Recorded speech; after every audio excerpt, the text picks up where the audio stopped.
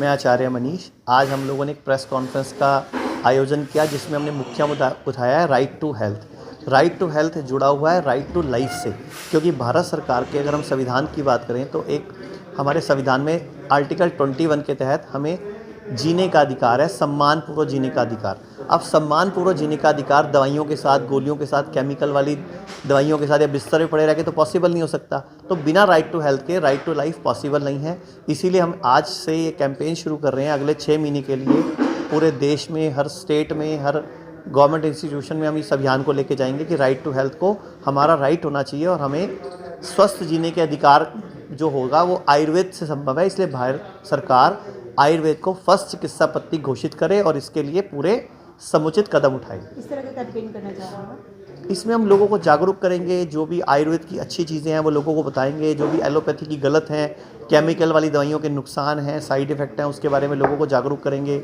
जो भारत सरकार ने अभी सर्जरी की अनुमति दी है आयुर्वेद को, उसके लिए भी हम थैंक यू बोलेंगे। इसके अलावा हम सबसे बड़ी बात जो जन जन में जागरण अभियान है, जिसके द्वारा हम ये कहते हैं कि अगर कोई बीमारी है तो बीमारी की जड़ पर काम करो, बीमारी को सप्रेस मत करो। बेसिकली हमारा अभियान होगा कि इंसान पहली बात तो बीमार पड़े ही ना, और दूसरी बात अगर बीमार पड़ गया तो कैसे हम खाली जड़ी बूटियों के सहारों से या परहेज करके या खाने पीने ठीक करके कैसे स्वस्थ रख सकते हैं। इसीलिए हम इस कैंपेन को आज से लॉन्च कर रहे हैं। मेरा सवाल है कि जिस तरीके ਦੇ ਨਾਲ ਅੱਜ ਡਾਕਟਰ ਸਟ੍ਰਾਈਕ ਦੇ ਨੇ ਉਸ ਦੇ ਉੱਪਰ ਤੁਹਾਡਾ ਰਿਐਕਸ਼ਨ ਚਾਹੁੰਦਾ। देखो ਜਿਹੜੇ डॉक्टर स्ट्राइक ने वो एलोपैथी डॉक्टर स्ट्राइक ने क्योंकि आयुर्वेदिक डॉक्टਰਾਂ ਨੂੰ ਸਰਜਰੀ ਦੀ ਅਨੁਮਤੀ ਦਿੱਤੀ ਹੈ ਭਾਰਤ ਸਰਕਾਰ ਨੂੰ, ਤੇ ਭਾਰਤ ਸਰਕਾਰ ਨੂੰ ਧੰਨਵਾਦ ਵੀ ਦੇਣਾ ਚਾਹਾਂਗਾ ਕਿ ਉਹਨਾਂ ਨੇ ਆਯੁਰਵੇਦ ਨੂੰ ਵਾਕਈ ਉਹਦਾ ਸਥਾਨ ਦੇਣ ਦੀ ਹੁਣ ਸ਼ੁਰੂਆਤ ਕੀਤੀ ਹੈ ਤੇ ਇਹ ਕਰੋਨਾ ਕਾਲ ਨੇ ਆਯੁਰਵੇਦ ਦੀ ਮਹੱਤਤਾ ਵੀ ਸਿੱਧ ਕੀਤੀ ਹੈ। ਐਸੀ ਵਾਸਤੇ ਅਸੀਂ ਆਪਣਾ ਇੱਕ ਕੈਂਪੇਨ ਸ਼ੁਰੂ ਕੀਤਾ ਹੈ ਆਪਣੇ ਆਯੁਰਵੇਦ ਦੇ ਭਲੇ ਵਾਸਤੇ ਰਾਈਟ ਟੂ ਹੈਲਥ।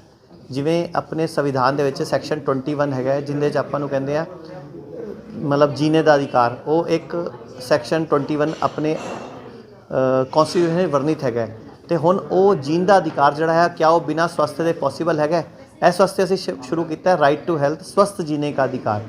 तो इस कैंपेन के तहत असीं पूरे भारत के अंदर आयुर्वेद की महत्ता, आयुर्वेद के फायदे, आयुर्वेद के बारे जोड़े एलोपैथी ने अज तक के गलत कंसैप्शन या गलत मिथ या गलत गल्लां फैलाइयां वो सारियां दा ਅਸੀਂ ਪੂਰਾ ਦਾ ਪੂਰਾ ਦੱਸਾਂਗੇ ਲੋਕਾਂ ਨੂੰ। ਐਲੋਪੈਥੀ ਡਾਕਟਰ ਵਿਰੋਧ ਸਰ ਕਿਉਂ ਕਰ ਰਹੇ ਨੇ, ਕੀ ਰੀਜ਼ਨ ਕੀ ਹੈ ਉਹਨਾਂ ਦਾ? ਸਰ ਐਲੋਪੈਥੀ ਸ਼ੁਰੂ ਤੋਂ ਇੱਕ ਫਾਰਮਾ ਲੌਬੀ ਹੈਗੀ ਹੈ ਜਿਹਨੂੰ ਆਪਾਂ ਲੁੱਟ ਲੌਬੀ ਵੀ ਕਹਿੰਦੇ ਆ, ਕਿਉਂਕਿ ਤੁਹਾਨੂੰ ਵੀ ਪਤਾ ਹੈ ਕਰੋਨਾ ਕਾਲ ਦੇ ਅੰਦਰ ਜਿਹੜੇ ਹਸਪੀਟਲ ਹੈ ਲੁੱਟਮਾਰ ਚੱਲੀ ਹੈ, ਜਿੰਦਾ ਇਲਾਜ ਹੀ ਹੈ ਨਹੀਂ ਪੂਰੀ ਦੁਨੀਆ ਵਿੱਚ। ਇਹਨਾਂ ਨੇ 15-15 ਲੱਖ ਦੇ 12-12 ਲੱਖ ਦੇ ਬਿੱਲ ਬਣਾਏ। ਹੁਣ ਇਹਨਾਂ ਨੂੰ ਲੱਗਿਆ ਕਿ ਅਗਰ ਇਸ ਤਰ੍ਹਾਂ ਸਰਜਰੀ ਦੀ ਅਨੁਮਤੀ ਮਿਲੇਗੀ ਤਾਂ ਸਾਡੀ ਦੁਕਾਨ ਘਟੇਗੀ, ਸਾਡੀ ਕੁਝ ਸਰਜਰੀਆਂ ਸਾਡੇ ਹੱਥ ਤੋਂ ਚਲੀ ਜਾਣਗੀਆਂ, ਕਿਉਂਕਿ ਆਯੁਰਵੇਦ ਦੇ ਡਾਕਟਰ ਕਰਨ ਲੱਗ ਜਾਣਗੇ। क्योंकि जिन्ने एलोपैथी डॉक्टर ने भारत ने लगभग उन्ने ही आयुर्वेदिक डॉक्टर भी भारत में है। तो आयुर्वेद का इलाज सस्ता भी है। तो आयुर्वेद इलाज जी आयुर्वेदिक पढ़ाई हैगी है वो शुरू तो बेस तो जुड़ी हुई है, यानी कि धरातल तो जुड़ी हुई है। संस्कृत की पढ़ाई हैगी नाल इंग्लिश की पढ़ाई हैगी। उन्हें होंदा की है आयुर्वेद जो बंदा सर्जरी कराने जाएगा पहला डॉक्टर कोशिश करेगा उन्होंने दवाई नाल ही ठीक करने की, उस तो बाद लगेगा तो उनकी सर्जरी होएगी। जबकि एलोपैथी की होंदा कोई भी इस तरह का पेशेंट जाए, कोई कस्टमर जाए तो सीधे सर्जरी कर देंगे, उन्होंने ठीक करने की कोशिश नहीं करते। जबकि आयुर्वेद वाला पहले उस अंग को शरीर के नाल बनाए रखने की कोशिश करेगा। सर्जरी सिर्फ उदों करेगा जो उन्होंने बहुत जरूरी लगेगी। इस वास्ते उन्होंने अपनी पैथी की जिहड़ी मतलब बंदर बांट सी इन्हां दी आपस में कमीशन बांट सी उन्होंने उनका खुलासा होने का डर है, उनका बिजनेस घटन का डर है, तो ये विरोध कर रहे हैं। वो कहते हैं एक्सपर्ट नहीं होंगे जी, पंजाबी की गल करिए कहते चोला छाप होंगे ने, इस करके देखो पेशेंट को दिक्कत आएगी। देखो वो बोल रहे हैं एक काम कर सकते हैं आप MBBS की बुक्स तो BMS की बुक्स इकट्ठिया रख सकते हैं तो किसी भी अनजान बंदे तो पूछ सकते हैं भी इहदे की पढ़ाया जाता है, इहदे की पढ़ाता है। जो MBBS पूरी की पूरी एनाटमी फिजियोलॉजी पढ़ाई जाती है वो सारी की सारी आयुर्वेदिक डॉक्टर को भी पढ़ाई जाती है। दूजी गल एलोपैथी डॉक्टर शुरू तो एक झूठ के सहारे चलते हैं। देखो तुसी जो सुनिया अज तक कि जो कोई आयुर्वेदिक डिग्री लैंदा है वो BMS बनता है, कोई होम्योपैथी डिग्री लैंदा वो BHMS बनता है। तो जो एलोपैथी डिग्री लैंदा है उनका एक्चुअल फुल फॉर्म BMBS है। उन्होंने MBBS क्यों लिखते हैं? क्योंकि शुरू तो ये लोगों को उल्लू बनाते हैं कि असी ये मास्टर डिग्री है। It's not a master degree, it's a basically A bachelor degree. असी इसका भी विरोध शुरू किया कि BMBS लिखना शुरू करो, तुसीं इहनूं MBBS क्यों लिखते हो? MBBS लिखते हैं ये लैटिन वर्ड है बेसिकली, ये उनका लैटिन जिहड़ा ट्रांसलेशन है वो लिख देंगे है। तो इस तरीके हुण ये आप ही एक्सपोज हो जाएंगे। जिन्ना कोई चीज़ का विरोध होएगा ना उनकी सच्चाई भी अपने आप लोगों के सामने आ जाएगी। ਹੁਣ ਲੋਕਾਂ ਸਾਹਮਣੇ ਆ ਰਿਹਾ ਹੈ ਕਿ ਐਲੋਪੈਥੀ ਵਾਲਿਆਂ ਨੂੰ ਕੀ ਤਕਲੀਫ ਹੈ ਕਿ ਅਗਰ ਆਯੁਰਵੇਦ ਵਾਲੇ ਸਰਜਰੀ ਕਰਨਗੇ। ਰਹੀ ਗੱਲ ਤੁਸੀਂ ਕਹਿੰਦੇ ਹੋ ਇਹ ਝੋਲਾ ਛਾਪ ਹੁੰਦੇ ਆ, ਝੋਲਾ ਛਾਪ ਕਿਸ ਤਰ੍ਹਾਂ ਹੋ ਗਏ ਤੁਸੀਂ ਦੱਸੋ, ਤੁਹਾਡੇ ਕੋਲ ਕੋਈ ਇੱਕ ਵੀ ਇਲਾਜ ਹੈਗਾ? ਬੀਪੀ ਹੋ ਗਿਆ ਕਹਿੰਦੇ ਹੋ ਜ਼ਿੰਦਗੀ ਭਰ ਗੋਲੀ ਖਾਓ, ਸ਼ੂਗਰ ਹੈਗਾ ਜ਼ਿੰਦਗੀ ਭਰ ਗੋਲੀ ਖਾਓ, ਥਾਇਰਾਇਡ ਹੋ ਗਿਆ ਜ਼ਿੰਦਗੀ ਭਰ ਗੋਲੀ ਖਾਓ।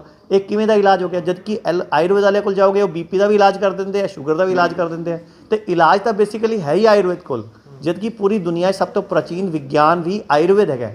ਐਲੋਪੈਥੀ ਦਾ ਸਿਰਫ ਆਈ 400 ਸਾਲ ਪਹਿਲੇ ਹੈਗੀ ਹੈ, ਤੇ ਐਲੋਪੈਥੀ ਦਾ ਸ਼ੁਰੂ ਤੋਂ ਹੀ ਆਪਣੀ ਕਿਸੇ ਵੀ ਗੱਲ ਤੋਂ ਸਟੈਂਡ ਨਹੀਂ ਕਰਦੀ। ਤੁਸੀਂ ਕਰੋਨਾ ਕਾਲ ਦੇ ਅੰਦਰ ਹੀ ਵੇਖ ਲਓ, ਪਹਿਲਾਂ ਇਹਨਾਂ ਨੇ ਕਿਹਾ HCQ ਅੱਛੀ ਹੈ, ਫਿਰ ਕਿਹਾ ਲੋਪੀਨਾਵੀਰ, ਰੋਟੀਨਾਵੀਰ, ਰੈਮਡੀਸੀਵੀਰ, ਐਜ਼ੀਥਰੋਮਾਈਸਿਨ ਸਭ ਚੰਗੀਆਂ। ਹੁਣ ਇੱਕ ਇੱਕ ਕਰਕੇ ਸਾਰੀਆਂ ਵਾਪਸ ਲੈ ਲਈਆਂ, ਹੁਣ ਕੋਈ ਵੀ ਚੰਗੀ ਹੈ ਨਹੀਂ। ਕਿ ਹੁਣ ਉਹੀ ਕਾੜੇ ਆ ਗਏ, ਉਹੀ ਹਲਦੀ ਆ ਗਈ, ਉਹੀ ਗਿਲੋਏ ਆ ਗਈ, ਹੁਣ ਉਹ ਚੰਗੀ ਹੋ ਗਈ।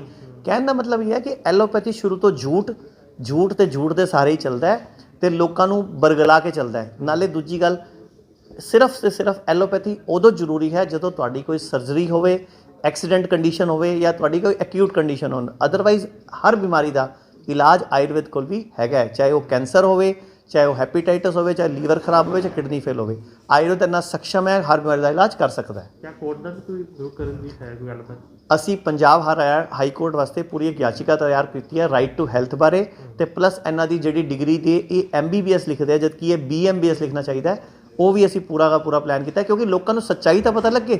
ਹੁਣ ਲੋਕ ਸੋਚਦੇ MBBS ਡਾਕਟਰ ਜ਼ਿਆਦਾ ਪੜ੍ਹਿਆ ਲਿਖਿਆ, BMS ਡਾਕਟਰ ਘੱਟ ਪੜ੍ਹਿਆ ਲਿਖਿਆ, ਜਿਵੇਂ ਤੁਸੀਂ ਸਵਾਲ ਕੀਤਾ। ਇਹ ਆਪਣੇ ਆਪ ਇਹਨਾਂ ਦੇ ਪੋਲ ਪੱਟੇ ਖੁੱਲਣਗੇ ਜਦੋਂ ਚੀਜ਼ਾਂ ਦੁਨੀਆ ਦੇ ਸਾਹਮਣੇ ਆਉਣਗੀਆਂ। ਹੈ ਕਿ ਤੁਹਾਡਾ ਹਾਂਜੀ, ਕੀ ਪਟੀਸ਼ਨ ਦੀ ਯਾਚਕਾ ਦਾ ਹੈ ਕਿ ਅਸੀਂ ਉਹਦੇ 'ਚ ਲਿਖਿਆ ਰਾਈਟ ਟੂ ਹੈਲਥ।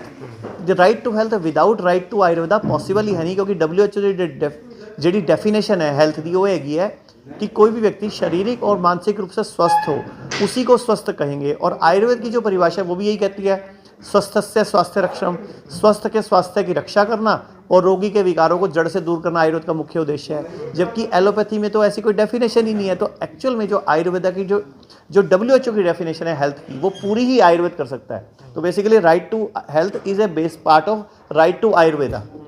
ਇਹ ਪਟੀਸ਼ਨ ਦੇ ਵਿੱਚ ਤੁਹਾਡੀ ਕੀ ਡਿਮਾਂਡ ਕੀ ਰਹੇਗੀ? डिमांड रहेगी कि गवर्नमेंट ਇਸ ਨੂੰ ਫਸਟ ਚਿਕਿਤਸਾ ਪੱਤੀ ਬਣਾਵੇ।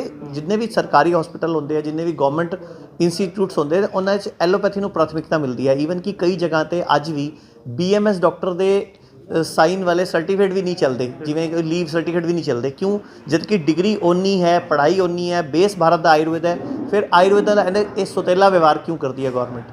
ਉਸ ਤੋਂ ਸਾਡਾ ਅਭਿਆਨ ਹੈਗਾ, ਉਸ ਦੀ ਸਾਡੀ ਯਾਚਿਕਾ ਹੈਗੀ ਹੈ। MBBS ਨੂੰ ਲੈ ਕੇ ਵੀ ਉਹਦੇ 'ਚ ਹੈ? ਹਾਂਜੀ, ਜਿਹੜਾ ਨਾਮ ਤੁਸੀਂ ਚੇਂਜ ਕਰਨ ਗਏ ਉਹ ਇੱਕ ਅਲੱਗ ਹੈਗਾ, ਦੋ ਹੈਗੇ ਅਲੱਗ-ਅਲੱਗ।